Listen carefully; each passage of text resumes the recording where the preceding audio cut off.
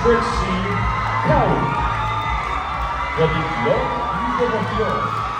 Ang kasuotan nito ay isang makasilip na sagisag ng pananampalataya, kultura at kasaysayan ng Cavite El Viejo o Kawit Cavite.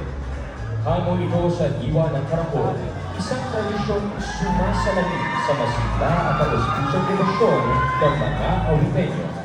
At iniaalay bilang pagbubugay sa maraluman at nakambili ng bayan ng Kawit, ang patrona ng Revolusyong Caviteño, si Santa Maria Magdalena.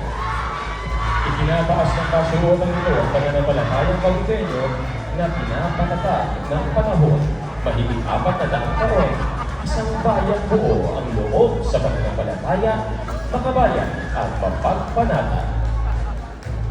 Likha ni Kat Bernardo.